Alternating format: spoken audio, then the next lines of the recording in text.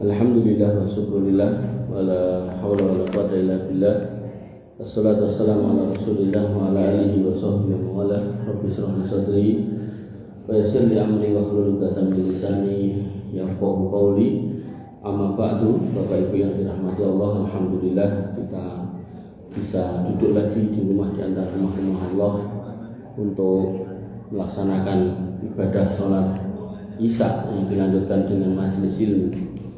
Dan ini merupakan rahmat Allah yang sangat besar yang harus kita syukuri, karena ada orang yang mungkin tinggalnya di dekat masjid tapi dengan adzan ya tidak bergerak gitu kan.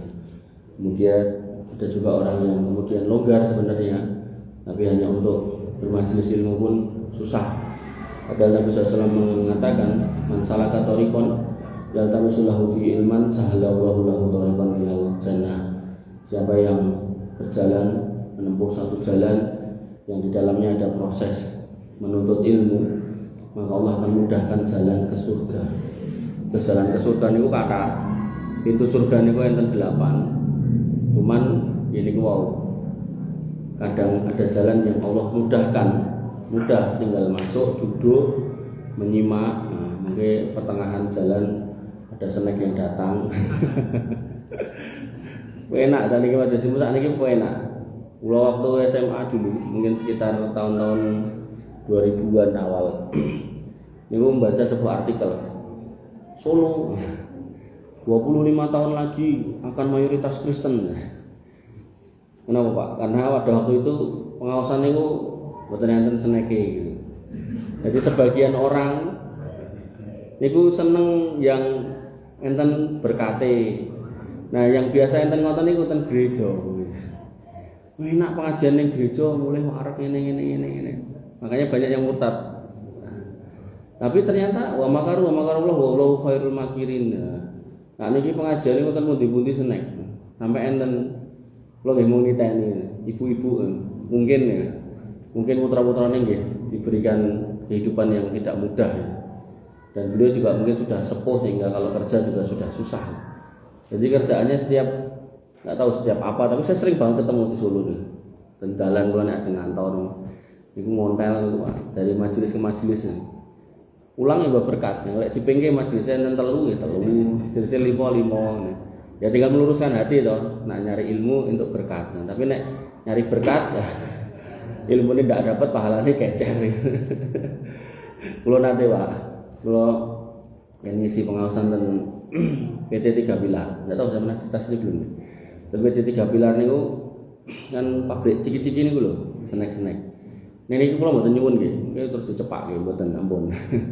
Dados mriku niku kulo nek isi mriku niku dikai berkat, goodie bag ngoten niku. Isine ciki-ciki niku. Lah, kulo seneng, mboten nggih kulo, anak kulo cilik-cilik. Ning pokoke niki kulo ora ngarani lho Pak Samsul. Kulo golek kaya ngono, cepak kaya ngono. Ampun, niki mung cerita. Yang ndak ada inti ngarani itu ndak ada.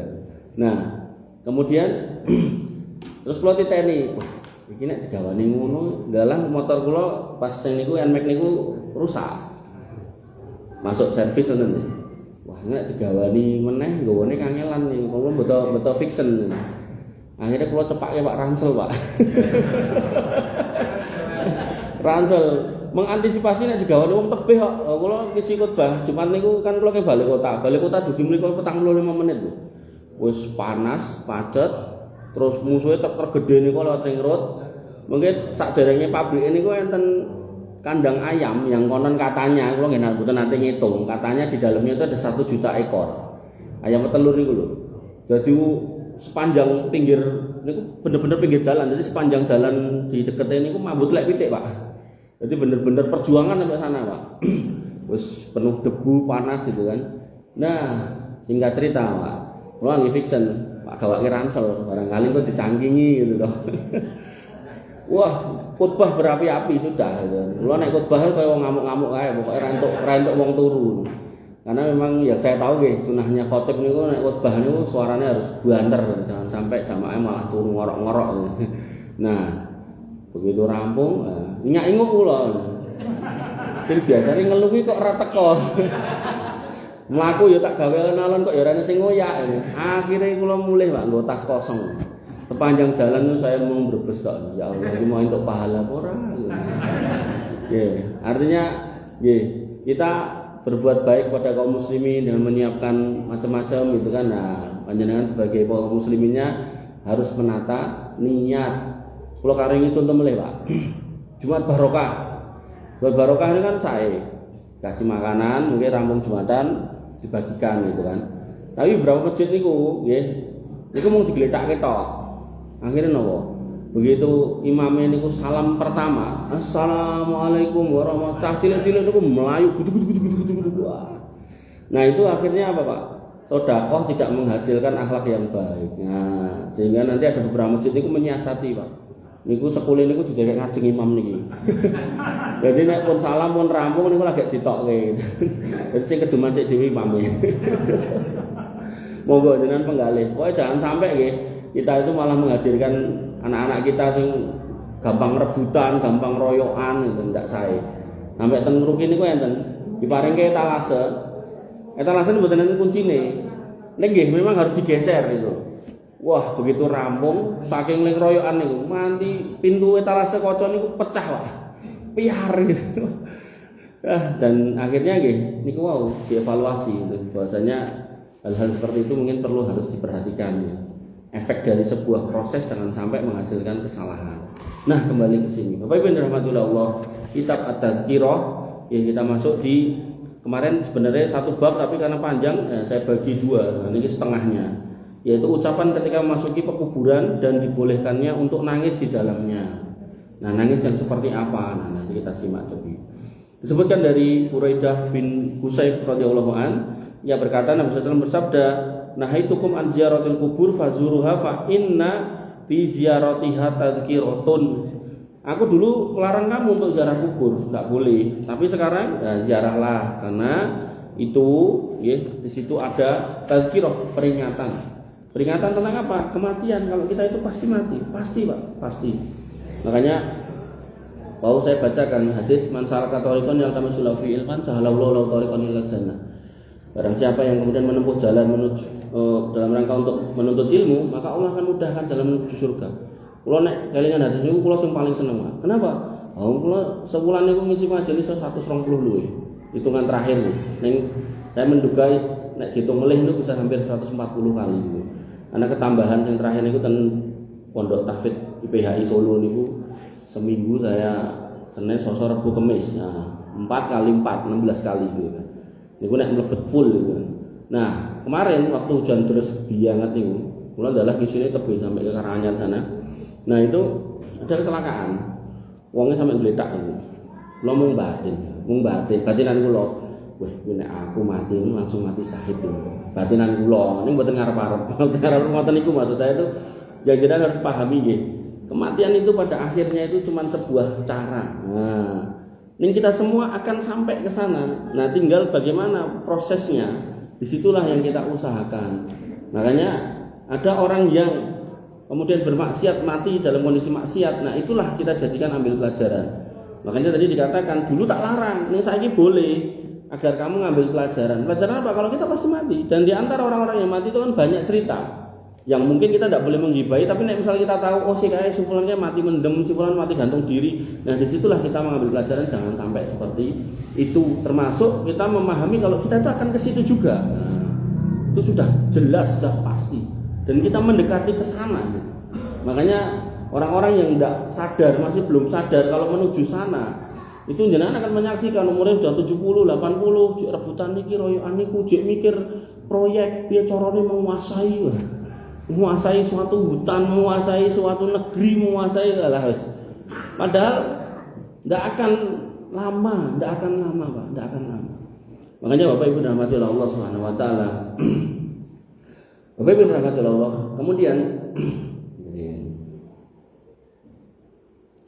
Kemudian dalam hadis yang lain disebutkan Nabi SAW bersabda, "Man arada ayyazura qabran falyazurhu." Siapa yang ingin berziarah kubur, ziarahlah. Wala taqulu hujran. Cuman di sana jangan mengucapkan kata-kata yang buruk. Kata-kata yang buruk buat siapa? Buat si yang mati ini loh. Wah, gilian ojan. Ora wong iki jan ramutu tenan. ngosok, nah, mulai itu tidak boleh. Nanti dalam riwayat yang lain Nabi SAW mengatakan la tasubul amwat, jangan kamu caci maki orang yang sudah mati. Fa innahum qad afdu ila ma qaddamu. Enggak usah buat caci maki, dia sedang mendapatkan apa yang dia sedang waktu itu dia tanam. Dia sedang memanennya sekarang. Dia sedang mendapatkan balasannya. Makanya nanti yang terkenal niku Nabi SAW berjalan dengan dua orang sahabatnya dan kemudian Nabi mengatakan, iki kuburan iki wong loro iki lagi diadab. Nah, kemudian Nabi mengambil pelepah kurma, tancep celep gitu kan. Kemudian Nabi berkata, satu diadab karena cebok enggak bersih, ya cebok tapi enggak bersih namanya mboten cebok nggih. Pipis mau diobati, diobat tabib maksudnya gitu kan. Mboten diceboki. Nah, kemudian yang kedua, orang yang suka adu domba. Nah, kayaknya madu sini ben padu karo kono, itu mbak cucukan ngoten niku. Nah, inilah orang yang diadab. Dan Nabi kemudian menancapkan pelepah kurma yang basah, kemudian Nabi mengatakan mereka akan diringankan adabnya sampai pelepah ini kering. Nah, ini dijadikan dalil oleh sebagian orang nyekar, tapi kurang tepat. Nah, kurang tepat. Artinya nek pengen derek sunah Nabi ya kudune ngangge pelepah kurma. Lah, kurmane wonten enten to. Makanya kurang tepat. Makanya jenengan nek ziarah kubur tidak perlu bawa kembang, cukup bawa doa. Nggih, nek umpami tenaran niku kuburane lak mboten tukul suket nggih, atus mboten perlu dicabuti ora nek sukete. Nek ten niki ana sukete lah alih resik-resik niku, ngoten mawon. Terus cukup mendoakan nggih, kemudian membersihkan, selesai. Tidak usah bawa kembang, bawa kendil, bawa napa degan, bawa payung. Bawa payung tancepke. Lah ngopo Mas kok dipayungi ben ra kepanasan gitu. Niku sing mampune tuku payung, sing sugih ora mung tuku payung digaweke omah. Nah, itu juga tidak perlu. Bapak Ibu dirahmati Allah Subhanahu wa taala. Ibunda Aisyah berkata radhiyallahu anha, ia berkata, "Qultu ya Rasulullah, wahai Rasulullah." Nah, ini apa malah bawa kemenyan, tidak perlu nih bawa kemenyan. Ya Rasulullah, wahai Rasulullah, kaifa aqulu idza dakhaltu al-maqabir? Saya ngucap apa nih kalau masuk kuburan? Qala, kata Nabi SAW, kuli ucapkan assalamu ala ahli diyar minal mu'minina wal mu'minat wa yarhamullahul mustaqbilina minna wal mutaakhirina wa inna insyaallah bikum lahikun. Niki teks di hadis ini. Nanti di lafaz yang lain seperti yang jenengan biasa dengar, assalamualaikum ya ahli diyar minal mu'minina wal mu'minat wa inna insyaallah bikum lahikun. Itu juga sudah tidak apa-apa. Nah, Bapak Ibu dirahmati Allah, lafaz ini artinya assalamu ala ahli diyar. Semoga salam keselamatan senantiasa tercurah kepada kalian wahai para penghuni kubur, minal mu'minina wal mu'minat, dari yang iman dan yang muslim. Nah, sehingga doa ini tidak berlaku buat yang tidak beriman. Sehingga kalau kita membaca kitab-kitab fikih, saya belum pernah menemukan bolehnya mencampur kuburan orang Islam dan non Muslim. Nah, sehingga harusnya pemakaman kita itu harusnya dipisah, ngoten. Atau jenengan kalau mau mengadakan pewakafan makam, maka pastikan itu dipisah, terpisah. Syukur-syukur disebut makam Muslim. Sehingga kalau sudah disebut makam Muslim, pastikan syariat Islam yang dipakai. Napa niku? Tidak boleh dikapur, tidak boleh dikijing, bahkan dinamai pun tidak boleh. Nah, kasih nama identitas itu tidak boleh. Nah, kemudian tinggi tanahnya maksimal 1 jengkal. Kalau jenengan kuatir mungkin kodanan longsor, paringi suket-suketan nggih angsal. Mungkin nek sukete kathah jenengan potongi boleh. Tidak boleh juga pakai lampu. Dilamponi itu tidak boleh. Memasang lampu di kuburan itu tidak boleh. Kemudian sunah berikutnya kalau masuk niku kedah copot sendal. Nah, kalau jenengan mengelola kuburan pemakaman Muslim lalu nanti was-was kalau yang masuk mungkin ndak jeblok segala macam, boleh jenengan kasih jalan setapak nanti pataku boleh, ndak apa-apa. Jadi orangnya tetap masuk nyeker. Nah, dalam kondisi seperti itu nggih, mereka juga tidak boleh melangkahi kuburan, duduki kuburan. Kalau tidak ada kijingin, insya Allah tidak bakal diduduki, Pak. Anane orang duduk itu mergo enten kijinge. Wah, kijinge gede rangket-rangket ya kayak papan, gitu. Kayak papan nombor terus akhirnya do sila ning kono main gaple gitu kan. Nah, main gaple kan tambah marem awalnya nggo kopi, es teh, sesuk nggo ciu gitu ya. Yang-yangan segala macam kan ngoten niku to kuburan di kita. Makanya nggih panjenengan mumpung masih gesang nggih, sak menika mang wasiat ten putra-putrine, bapak ibu engko nek ra enek tulung kuburno ning makam muslim sing ora sah nganggo kijing-kijingan. Ngoten nggih. Dan itu insyaallah langkung sae. Dan termasuk hikmahnya jenengan kalau dimakamkan di makam muslim, saya sendiri menyaksikan ya anak saya kuburan di kuburan muslim anak nomor 7 ini. Niku setiap kali saya ke sana, sewayah-wayah Pak, niku mesti enten piyai yang ke sana. Niku hikmahnya apa toh? Kalau kita ke sana ada orang yang ke sana. Niku orang itu mesti akan napa? Mendoakan. Nah, doanya ini napa? Untuk yang di situ. Ya termasuk saudara kita, keluarga kita itu.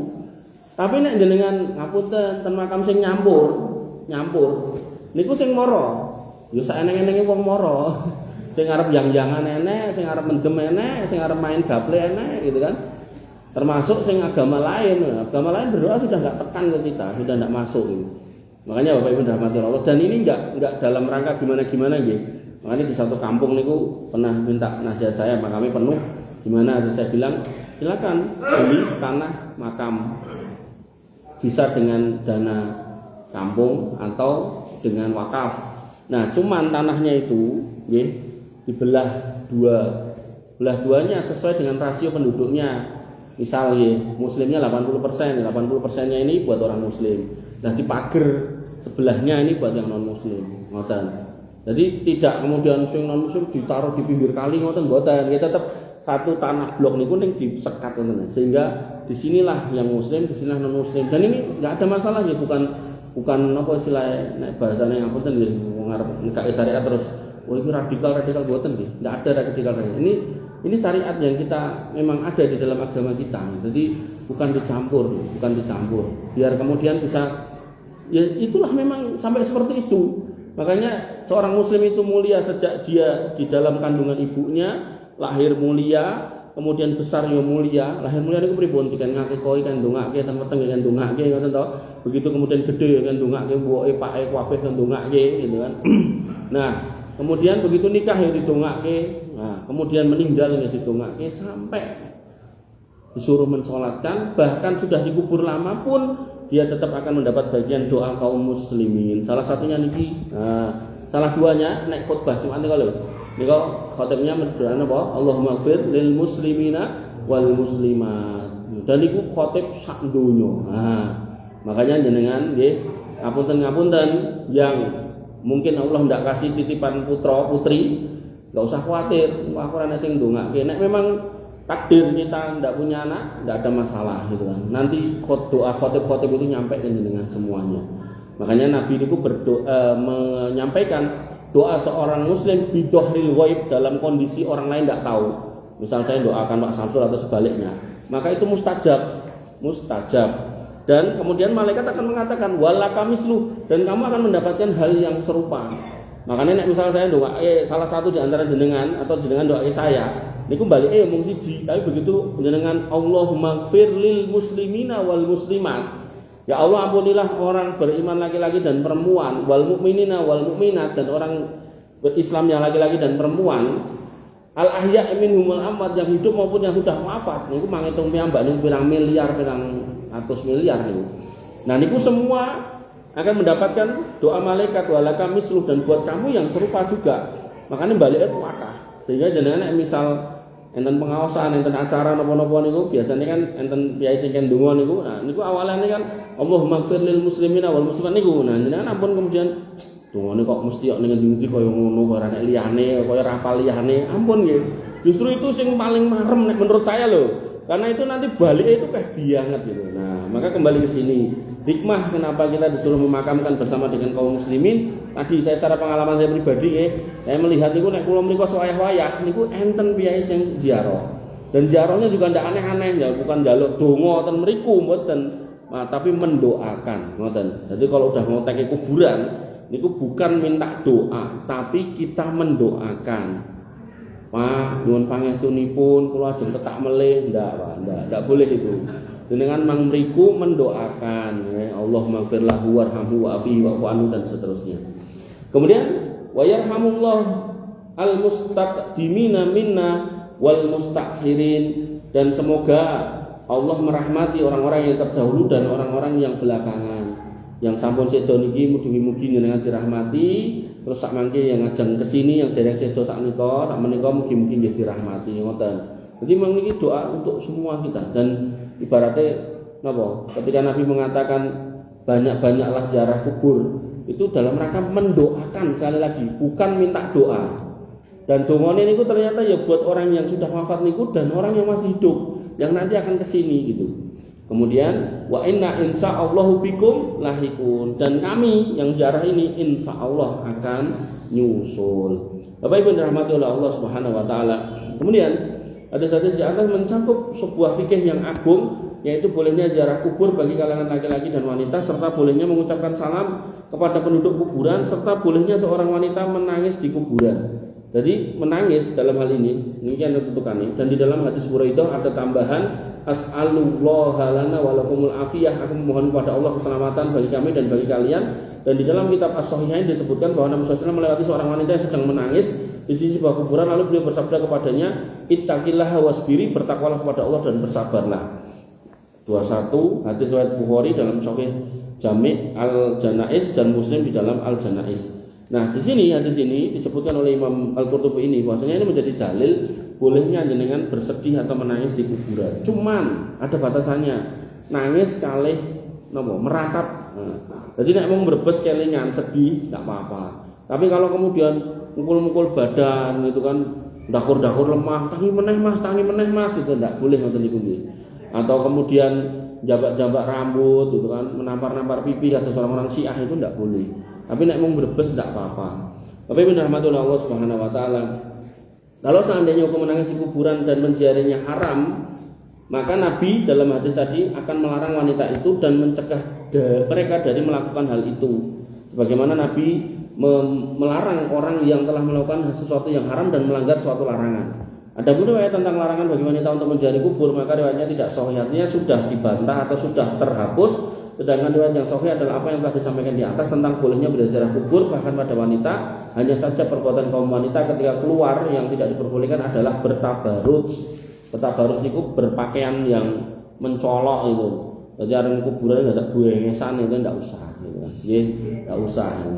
Enggak bengesan, enggak gelang kalung, enggak melampah krincing-krincing gitu. Nek ramune enggak dibeng-bengke ben ngerti enggak usah gitu. Nah, kemudian bercampur baur laki-laki dan perempuan. Yang kemarin kita udah bahas ya. Apalagi nek niku yang meninggal orang yang dikasihinya, yang disayanginya si wanita ini, kadang niku ra kuat terus ambruk, blek, nah, udah ambruk. Niku mahrame kan gendong ya mungkin rasa anggo pas wangi-wangi lah. Sing wangi-wangi mesti golek nggon tertentu sing nyekel niku. Nah, makanya untuk mengantisipasi yang seperti itu, maka seorang laki-laki harus menjaga wanita-wanitanya, ya kira-kira oh iki ketoke ra kuat iki wong ning omah wae nangis ambruk. Nah, begitu pengen ke kuburan maka dicegah riyin sampai kemudian hatinya kondisinya sudah aman, nyaman, begitu sudah baik, sudah stabil, nah baru diajak go ningali makam garwa jenengan.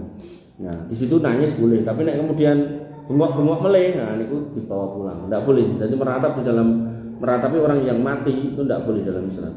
Tapi benar Allah Subhanahu wa taala hanya saja perbuatan kaum wanita sudah berbicara dengan memerdukan suara dengan lawan jenis itu juga tidak boleh. Mas paribasan ini mah yang jangan tentu tidak boleh.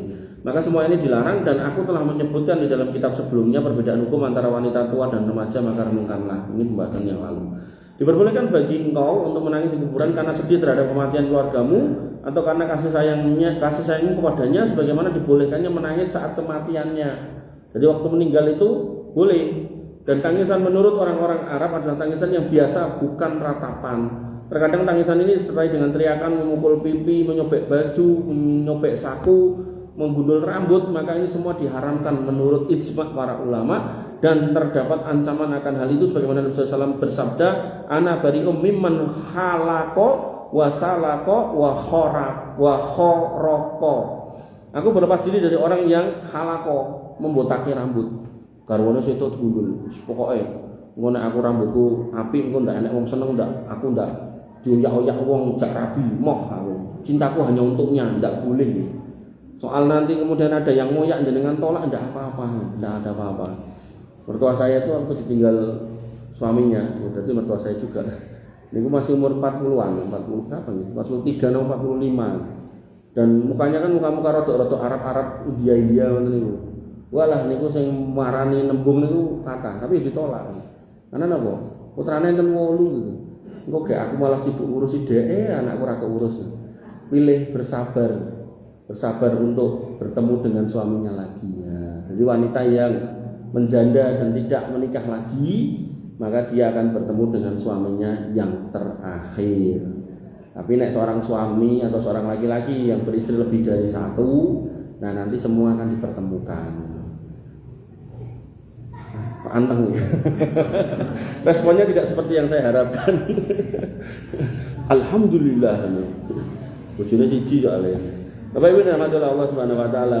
Sedangkan menangis tanpa diiringi ratapan, maka hal itu diperbolehkan baik di kuburan ataupun ketika kematian, karena tangisan ini adalah bentuk kasih sayang. Dan Nabi SAW pernah menangis ketika putranya yang namanya Ibrahim itu meninggal. Nabi menangis. Kemudian Umar bin Khattab berkata, "Da'hunna yabkina ala Abi Sulaiman malam yakun naqau au laqatun." Biarkan mereka menangis atas kematian Abu Sulaiman selama mereka tidak berteriak-teriak. Dan dalam konteks Nabi SAW, ada yang bertanya, ya Rasulullah kau menangis gitu kan. Kemudian Nabi mengatakan, innal aina la tadma'u. Yang namanya mata itu bisa nangis. Wa inna bi firaqika lamahzunun. Dan kami wahai Ibrahim, atas kepergian kamu kami menangis. Delalah pada waktu itu, ketika putra Nabi ini Ibrahim ini meninggal, niku terjadi gerhana. Ada sebagian orang sing nyocok-nyocok wah ini gerhana iki goro-goro putrane Nabi sedo gitu kan. Nah, di situ Nabi mengatakan hadis yang sangat terkenal, dia mengatakan bahwasanya inna syamsa wal qamara ayatani min ayatillah la yahtasifani li mauti ahadin wala li hayati. Sing jenenge matahari bulan itu adalah 2 tanda kebesaran Allah dan tidak ada kaitannya gerhana matahari atau gerhana bulan karena matinya seseorang atau lahirnya seseorang. Ngoten. Makanya meyakini digathuk-gathuk nggih ngoten niku mboten sae. Kados sak wingi niku di anu sedone raja Solo niku lho. Ngono udan to, udan terus biangan. Itu sebagian orang wah goro-goro rajane mati. Mboten nggih. Mboten enten kaitane. Allah kalau mau nurun kan hujan ya turun. Lalah pas ngepasi sedone sinten nggih pun niku kebetulan, bukan sesuatu yang merupakan hukum sebab akibat. Bahkan Nabi pun kepada putranya Nabi mengatakan bukan karena anakku meninggal terjadi gerhana. Ya memang Allah inginkan sedang terjadi gerhana. Ya jadi ampun digathuk-gathukke. Nek matahari bulan saja enggak ada kaitannya dengan orang mati, apalagi napa tatoyur. Tatoyur ngertos? Tatoyur niku napa nek mireng swara napa burung hantu niku lho, napa gagak gugu, kok gugu ini anjing ya. Kuku kata niku. Lho, besok nek wong mati gitu. Nah, nek pun kutha ngeten iki napa terus enten burung hantu. Nah, napa terus nek wong mati ya tetep enten to. Artinya sebenarnya logika itu tidak jalan kalau sudah di kota tidak jalan, Pak. Bahkan enten piyai niku kula gadah rencang niku cerita kali kula kan ten balik kota enten burung hantu napa mangkring ngoten niku. Terus kula kan nyekel, aja kula cekel kok ora nyandak kan kula tak jarke. Terus dia cerita kali kula. Jane nek mbok cekel aku gelem obang ngopeni. Terus soalnya aku biyen tau ngopeni. Kok to? Oh, aku nanti ngopeni nganti 3 kok pinter ngoten dhek ceritane. Kecil ini kecil sampai bonding. Bonding niku manut. Dadi diburke balik meneh ngoten niku. Nah, terus saiki ndi barane? Wis mati saiki. Nah, lho terus batin lho. Iki malah sing mati burung hantune. Artinya khurafat seperti itu harus dengan tinggalkan nggih kalau jenengan masih punya keyakinan seperti itu. Wah, burung hantu, burung gagak atau mungkin napa tanggal tertentu, bulan tertentu. Aja lunga le, malam Jumat Kliwon. Nah, itu enggak boleh. Itu bertentangan dengan akidah. Enggak boleh. Itu namanya tatoyur. Nah, kemudian terkait dengan tanggal-tanggalan tertentu, Nabi SAW mengatakan, napa? Kata Nabi SAW bahwasanya kok kula tadi lali itu. La tasubud dahra. Jangan kamu hina atau kamu caci masa. Tanggal, bulan, tahun enggak boleh, peton enggak boleh. Jangan kamu hina, jangan kamu katakan ini bulan jelek, tanggal jelek, tahun jelek enggak boleh. Kenapa? Fa inidahro katamu. Karena yang namanya masa aku yang buat. Aku yang menentukan, aku yang mengatur. Qalibul laila wan nahar. Aku sing marahi bolak-balik esuk karo bengi iki aku sing noto. Itu sudah statement Allah, sehingga kita tidak boleh mengatakan ini tanggal ini tanggal jelek, bulan ini bulan jelek, kemudian macam-macam lah itu yang sering kita dengar. Maka kita harus tinggalkan itu agar kemudian kita berakidah yang benar, sehingga ketika kita menghadap Allah Subhanahu wa taala di atas akidah yang lurus. Bapak Ibu dirahmati oleh Allah Subhanahu wa taala. Nah, Umar bin Khattab tadi mengatakan, biarkan mereka menangis, tidak apa-apa atas kematian Abu Sulaiman selama mereka malam yakun naqau, selama enggak teriak-teriak. Au lakalakotun, atau mencaci maki dan kemudian tidak di sini dikatakan tidak menaburkan tanah di kepalanya. Jadi gurujukan lemah tadi yang saya bilang dapur-dapur kuburan itu loh. Wah, saking sedih. Nah, itu tidak boleh di dalam Islam ini. Dan ini Pak Bu, tadi saya menyebutkan itu secara tidak langsung jangan bisa mengidentifikasi kelompok-kelompok yang menyimpang. Tadi kan saya sebutkan kuburan itu menurut sunnahnya tidak boleh dijing, kemudian tidak boleh dikapur, kemudian tidak boleh dikasih nisan, kemudian tidak boleh ditinggikan, tidak boleh dikasih lampu, tidak boleh dikasih omah-omahan kan gitu.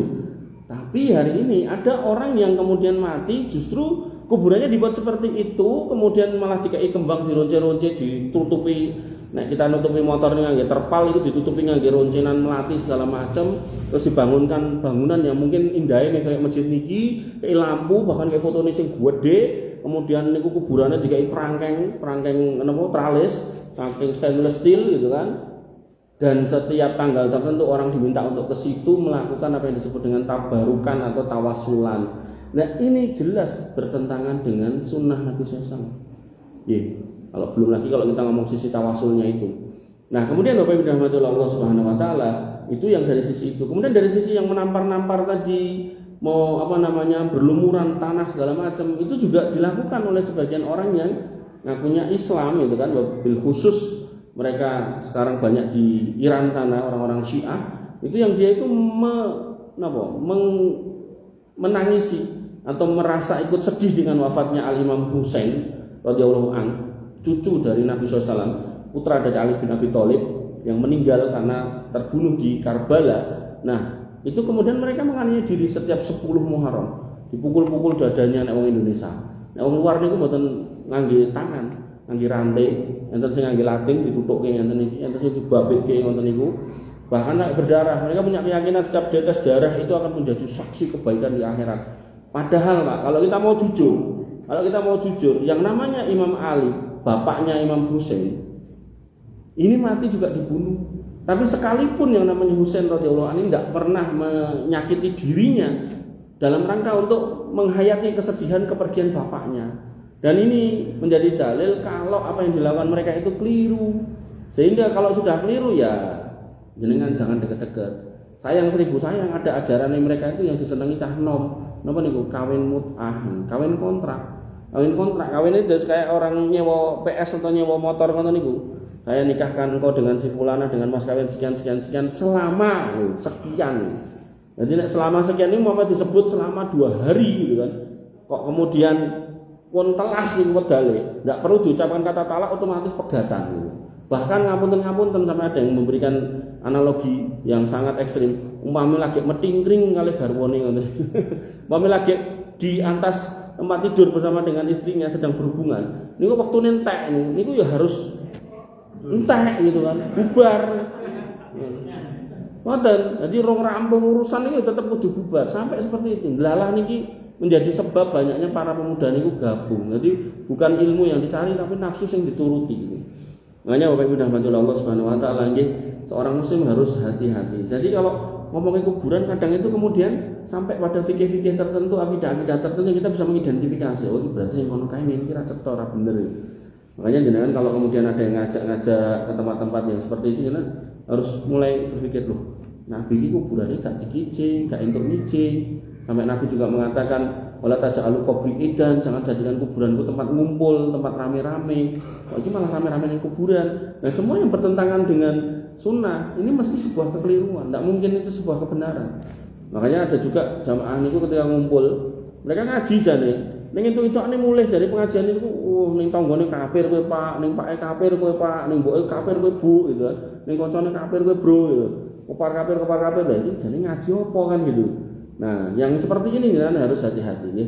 Bapak Ibu dirahmati oleh Allah Subhanahu wa taala. Kita masuk ke bab yang kelima. Ini adalah pendek kita lanjutkan. Yang kelima, bab seorang mukmin meninggal dengan berkeringat di keningnya. Bagaimana tentang orang yang meninggal dengan keringetan di batuknya?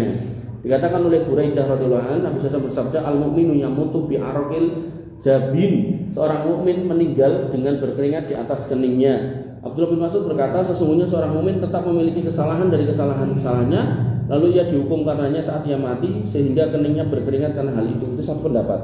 Jadi keringat di situ karena sakaratul maut yang Allah berikan sehingga dia keringetan.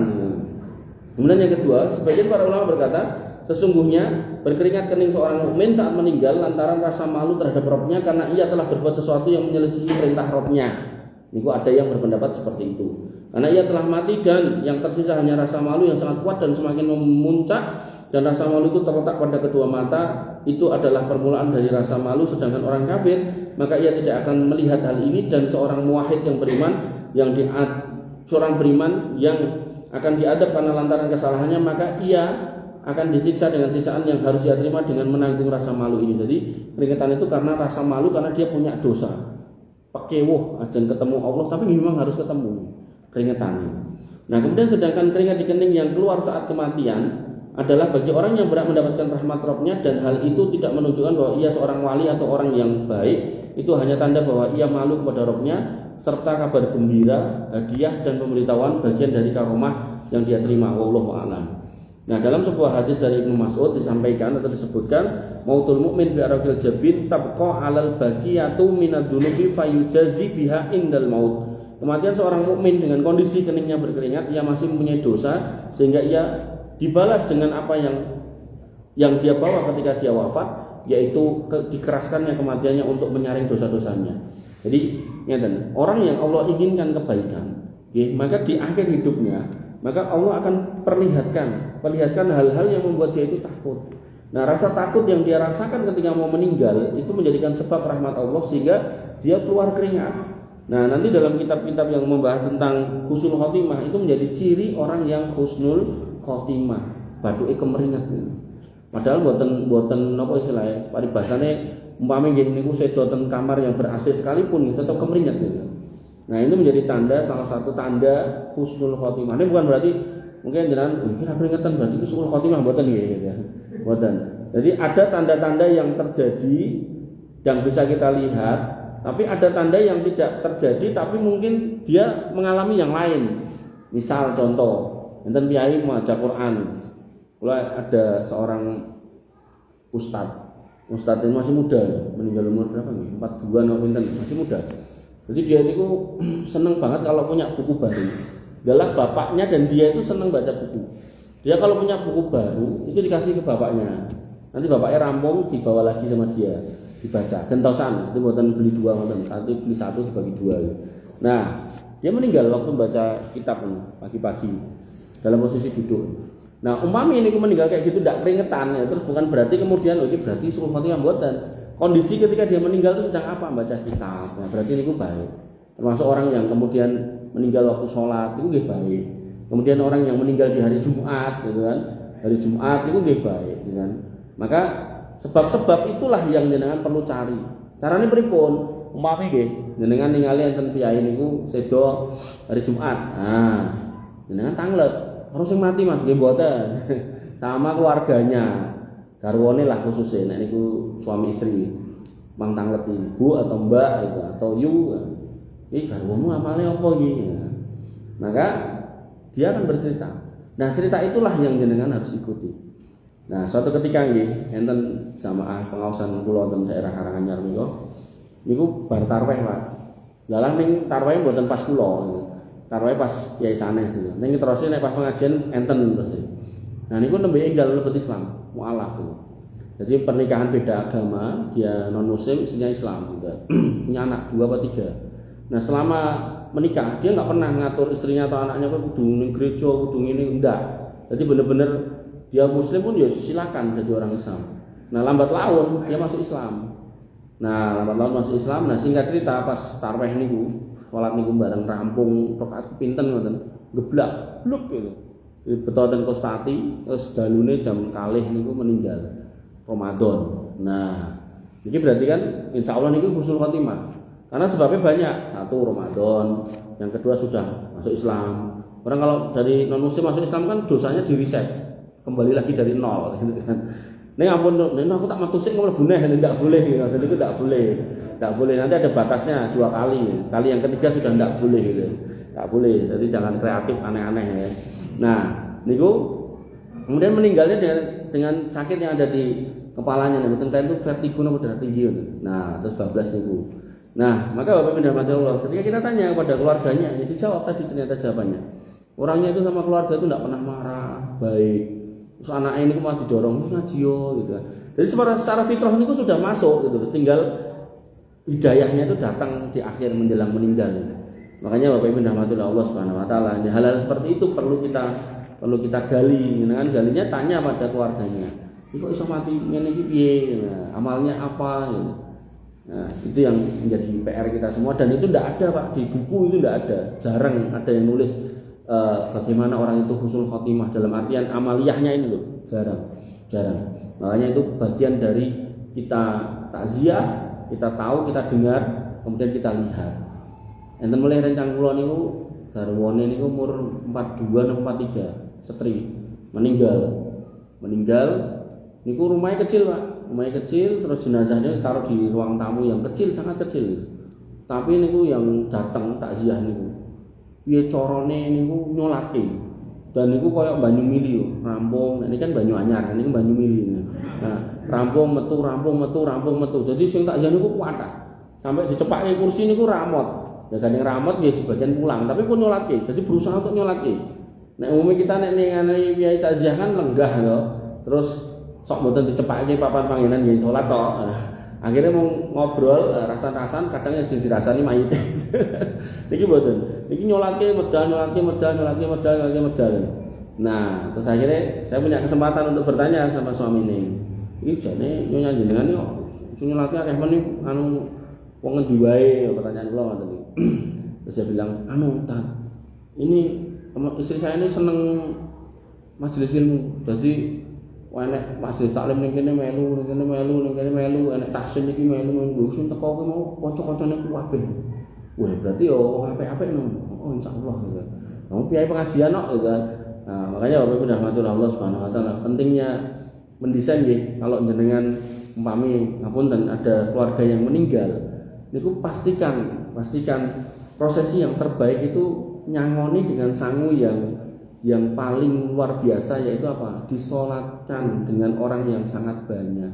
Sampai nanti disebutkan tentang sholat 3 shaf itu bisa mendapatkan syafaat Nabi. Sholat 40 orang yang bertauhid bisa menyelamatkan di akhirat 100 orang dan seterusnya.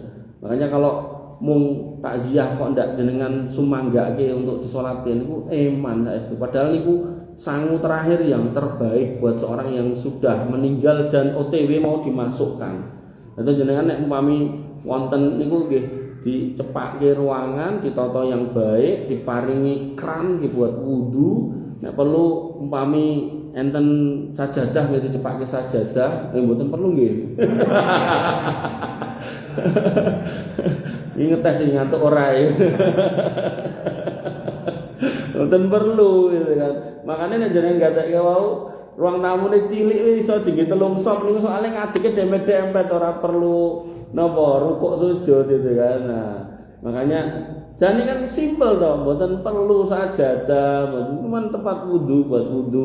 Terus wong sak niki lho, jenengan nek hajatan nikahan putrane napa-napa niku enten sing dari mulai ujung niku pun nyumanggake to. Monggo mlebet, niki tekan mlebet, monggo niki darane ngoten niku to, dipernahke nganti piye carane ya. Niki tamune niki seneng remen wareg mulih happy guyang-guyu. Nek perlu kemarin enten nikahane Kyai Ngruki niku juragan toko emas niku nganti enten door press-e, mesin cuci, kulkas ngoten niku lho. Ning kawinan lho niku. Nah, niku nak nyangoni wong urip gitu, nyangoni anak yang menikah gitu kan. Nah, niki nyangoni orang yang sudah enggak ada dan ini sangu terakhir. Dan tidak kemudian nyuguhi makanan segala macam, buatan golek ke kursi tinggi macam-macam, buatan cuman nyumah enggak. Nah, monggo Pak ngapunten nyuwun tulung mang salatke garwa kula, mang salatke ibu kula. Nah, ngoten. Nomole sing rawuh niku orang-orang soleh, teman-temannya pengajian, teman-temannya haji, mosok mung lenggah tok maneman. Nggih, niku saran masukan saya. Bapak Ibu dirahmati Allah Subhanahu wa taala. Mbok pilih mekaten yang bisa saya sampaikan sudah sampai bab 5. Insyaallah kalau saya disuwun melih, nah kita lanjutkan bab 6. Ngoten. Insyaallah nek Ahad pada isak saya longgar. Tergantung Pak Samsul PA kula nang mboten. Lah cucuk-cucuk mriki wah ngopo kae Mas kae. Mbok pilih mekaten yang bisa saya sampaikan, kurang lebih saya mohon maaf.